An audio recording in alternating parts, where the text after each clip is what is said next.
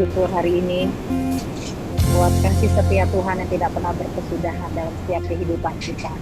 Anugerah Tuhan melimpah, anugerah Tuhan tercurah atas setiap kita, anak-anak yang selalu menaruh pengharapan kita kepada Tuhan. Bahwa pengharapan di dalam Tuhan itu tidak akan pernah mengecewakan. Apapun yang terjadi dalam kehidupan kita, tetap ambil keputusan untuk selalu percaya dan taruh kepercayaan iman kita hanya kepada Tuhan. Tuhan tidak pernah mem-PHP-in kita. Apa yang Tuhan janjikan dia ya dan amin.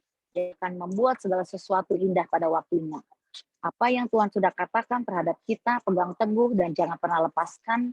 Karena iman kita adalah iman yang akan mengalahkan dunia. Kita memiliki iman yang tidak terkalahkan dengan situasi kondisi apapun di dalam Tuhan. Kita memiliki keyakinan kokoh dan keyakinan yang kokoh tidak dapat dihancurkan, tidak dapat dihilangkan dengan keadaan yang kita alami, dengan masalah yang kita alami. Justru masalah yang kita alami akan memperkokoh iman kita kepada Tuhan.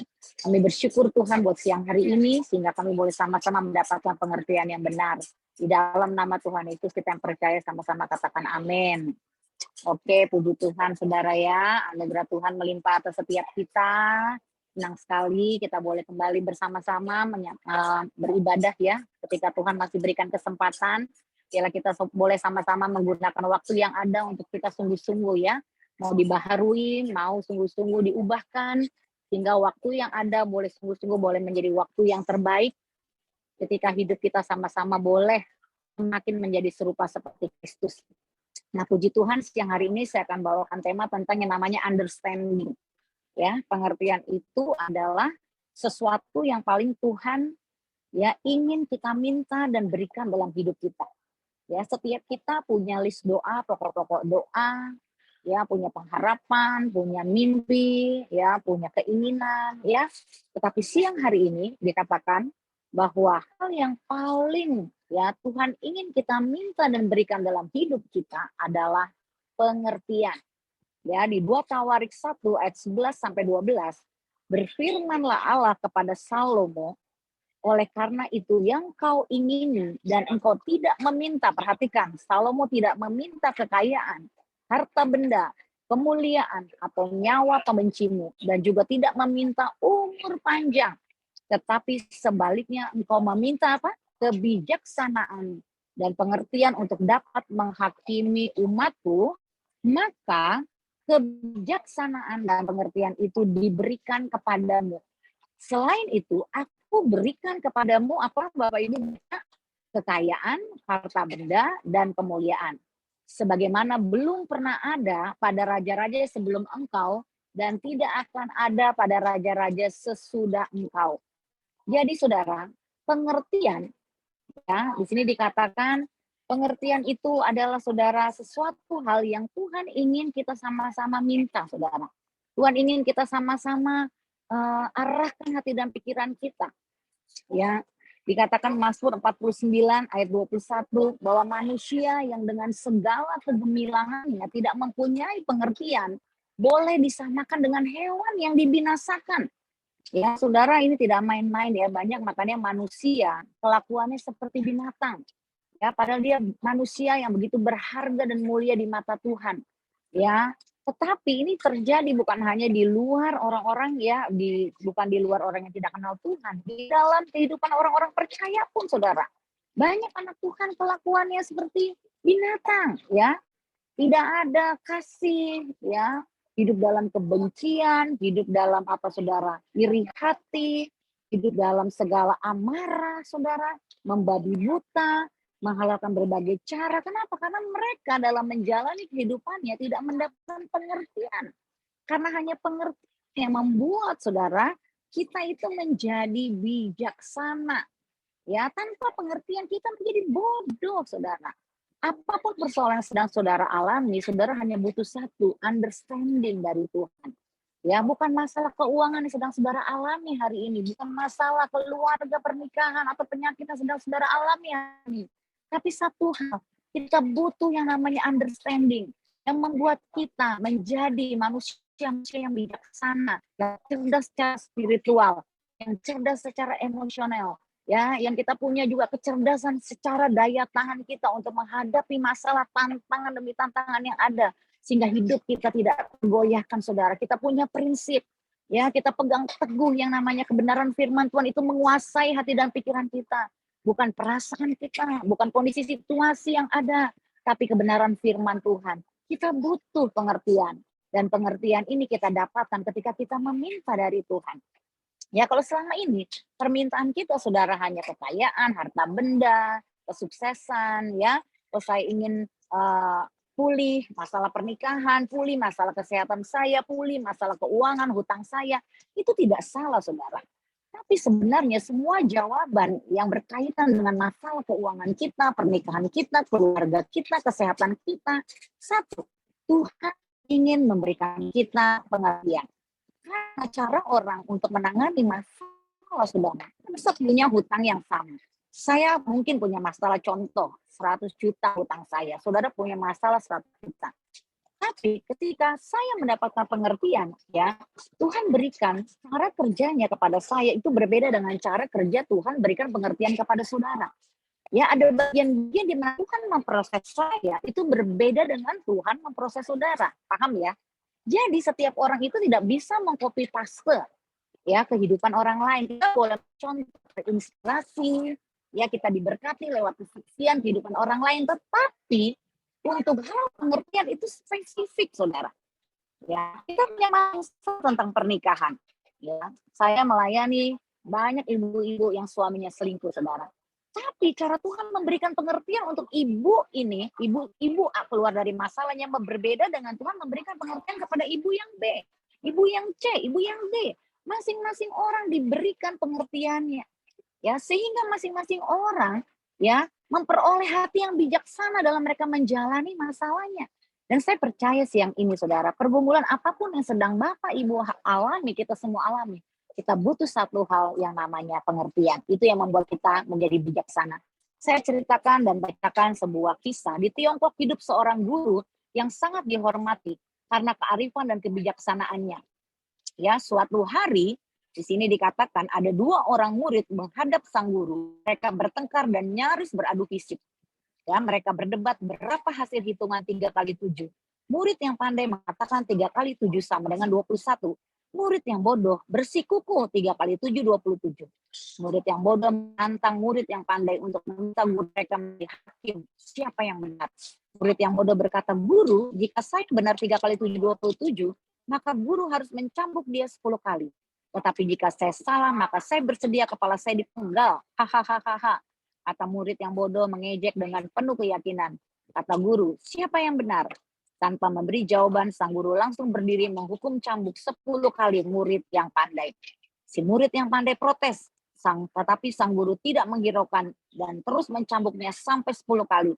Setelah selesai, sang guru memberitakan murid yang bodoh keluar ruangan.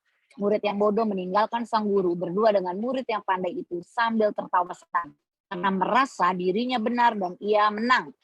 Ya, murid yang pandai ini dengan penuh penasaran bertanya kepada gurunya, mengapa ia disalahkan? Sang guru menjawab, hukuman yang saya berikan kepadamu bukan untuk hasil hitunganmu yang benar, tetapi untuk ketidakbijaksanaanmu yang mau-maunya berdebat dengan orang bodoh yang tidak tahu kalau 3 kali 7 adalah 21.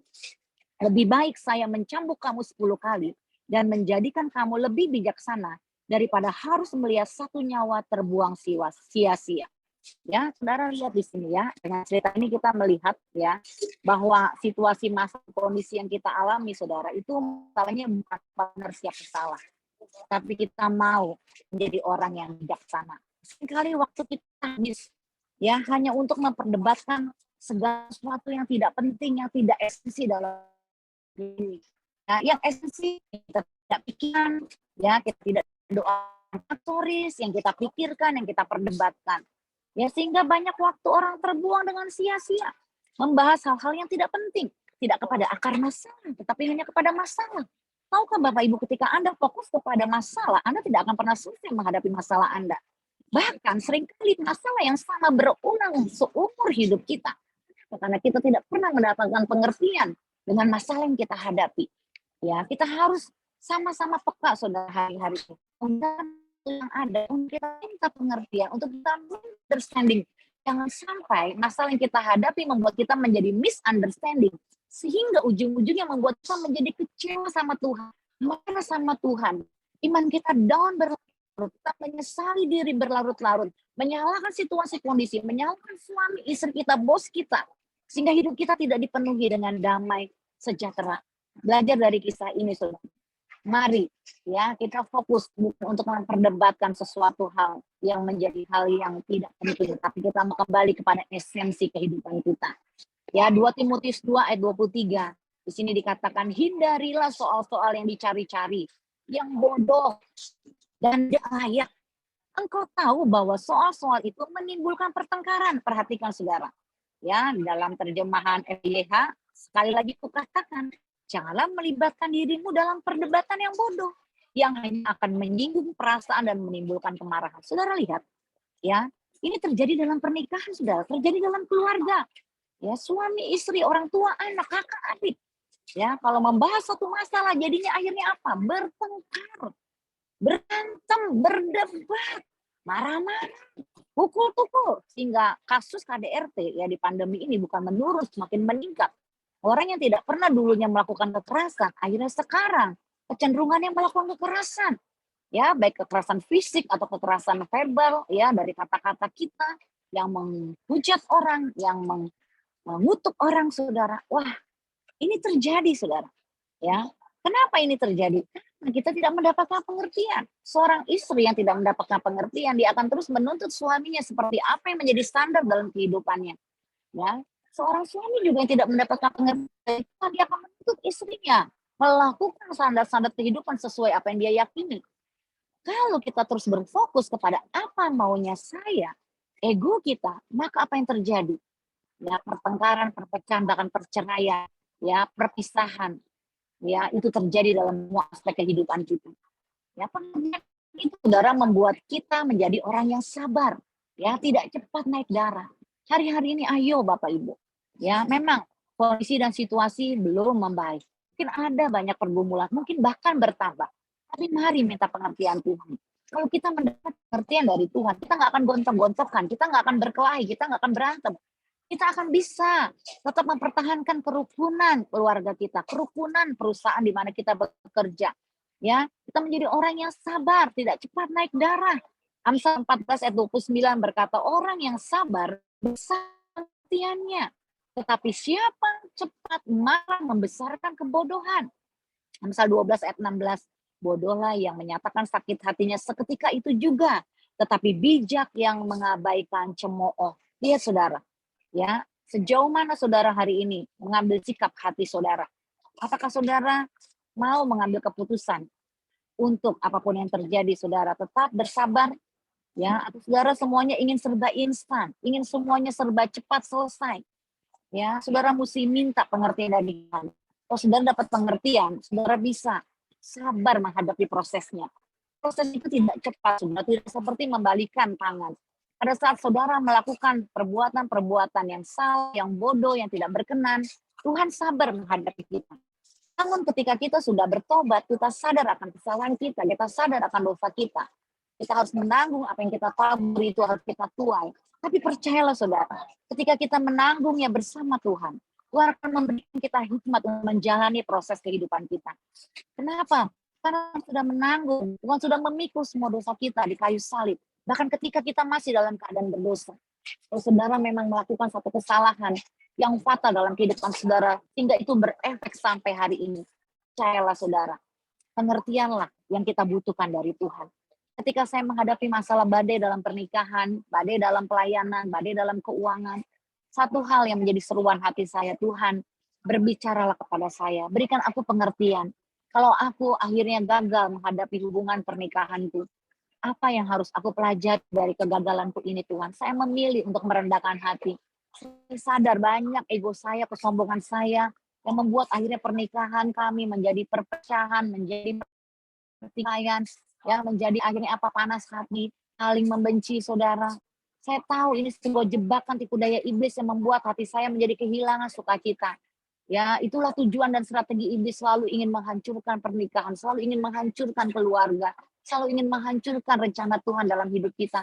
Namun satu hal saya minta sama Tuhan, Tuhan berikan saya pengertian.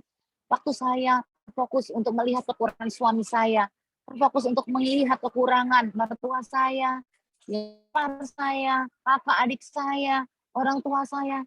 Satu hari Tuhan menegur saya, Tuhan memberikan saya pengertian. Sandy, stop menyalahkan suamimu. Stop menyalahkan orang tuamu.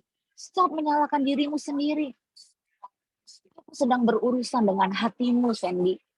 Ya, aku tidak berurusan dengan suamimu, orang tuamu, masalah keuanganmu, masalah pernikahan. Aku sedang berurusan dengan hatimu.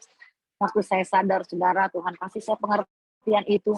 Selama ini saya hanya berfokus, hutang saya segunung, masalah pernikahan saya begitu berat, hubungan kami ya tergoncang, saudara, dengan adanya masalah keuangan, dengan ada masalah pelayanan, kami meninggalkan pelayanan. Tapi ternyata pengertian yang Tuhan berikan kepada saya sederhana. Aku sedang berurusan dengan hatimu. Waduh, ternyata saudara, saya udah mikir jauh, overthinking, asumsi kemana-mana. Tapi ternyata simple, Tuhan sedang berurusan dengan hati saya. Ada apa dengan hati saya tanpa sadar? Hati saya sombong, congkak, angkuh. Saya tidak merembukan ego saya mempertahankan bahkan ego saya. Tanpa saya sadar, saya berontak kepada suami, saya berontak kepada Tuhan. Ya, dan itu tidak membawa persoalan saya yang saya hadapi itu selesai. Saudara, tambah makin rumit kayak benang kusut, ribet ya saudara ya. Tapi ketika saya tahu, oh iya Tuhan, Kau sedang berurusan dengan hati saya stop menyalahkan, saya stop saudara menyesali diri berlarut-larut, saya stop menjudge diri saya sendiri atau menjudge siapapun.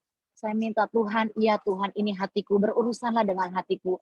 Aku mau diubahkan. Ternyata ya saudara, masalahnya tidak serumit yang saya pikirkan. Ketika hati saya mau diproses, ketika hati saya rela mau dibentuk, ternyata dengan mudahnya saya melewati tahapan demi tahapan proses kehidupan ini, saudara.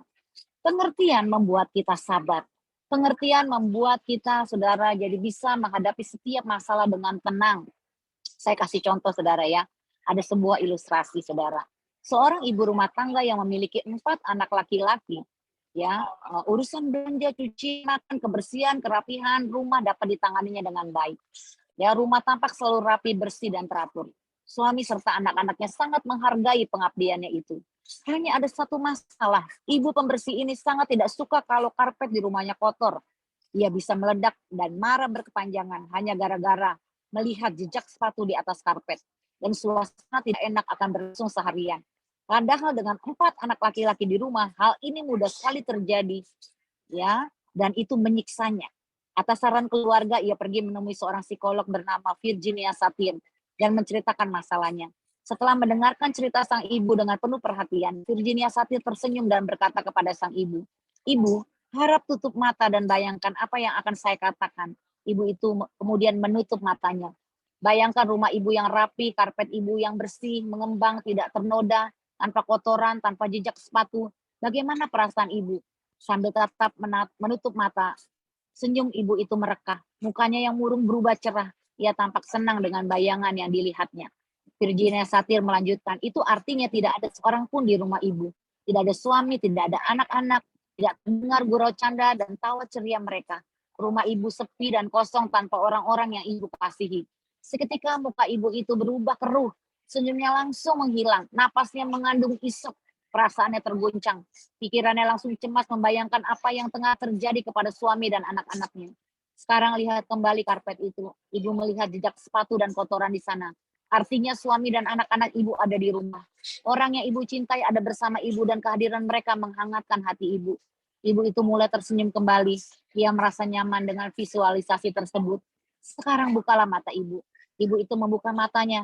Bagaimana? Apakah karpet kotor masih menjadi masalah rumah ibu? Ibu itu tersenyum dan menggelengkan kepalanya. Aku tahu maksud Anda, ujar sang ibu. Jika kita melihat dengan sudut yang tepat, maka hal yang tampak negatif dapat dilihat secara positif. Sejak hari itu, sang ibu tidak pernah lagi mengeluh soal karpet yang kotor. Karena setiap melihat jejak sepatu di sana, ia tahu keluarga yang dikasihi ada di rumah. Dan ia dapat segera membersihkannya dengan hati yang gembira. Ini adalah kisah nyata. Saudara, coba karpet kotor itu saudara ganti persoalan saudara hari ini. Apa yang membuat saudara kadang-kadang enek, kesel, mangkel, jengkel, marah? Ya, Anda mungkin meledak-ledak. Ya, Anda mungkin merasa tersiksa batin Anda dengan masalah Anda. Ingat, apa yang Tuhan paling ingin ubah dalam hidup kita, itu pengertian kita. Ketika karpet kotor itu, saudara, ya berubah, saudara ya. Ibu ini mendapatkan pengertian yang berbeda. Dia menghadapi karpet yang kotor jadi berubah sikapnya, saudara. Dia dengan sukacita membersihkannya. Bukan masa lalu kita yang menjadi masalah kita. Ya, bukan masalah keuangan kita, pernikahan kita, bukan orang yang menyakiti kita yang jadi masalah kita. Masalahnya yang Tuhan ingin ubah adalah pengertian kita. Bagaimana Anda melihat karpet kotor?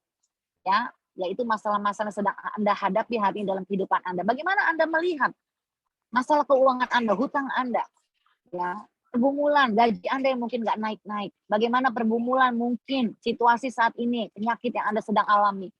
Apa yang pengertian yang Anda dapat, Mas? Itu jauh lebih penting. Makanya di sini dikatakan 2 Korintus 12 ayat 7 sampai 10 dikatakan, dan supaya aku jangan meninggikan diri karena pernyataan-pernyataan yang luar biasa itu, maka aku diberi satu duri dalam dagingku, yaitu seorang utusan iblis untuk mengocoh aku supaya aku jangan meninggikan diri. Tentang hal itu aku sudah 3 kali berseru kepada Tuhan supaya utusan iblis itu mundur daripadaku. Tetapi jawab Tuhan kepadaku, cukuplah kasih karuniaku bagimu. Sebab justru dalam kelemahanlah kuasaku menjadi sempurna.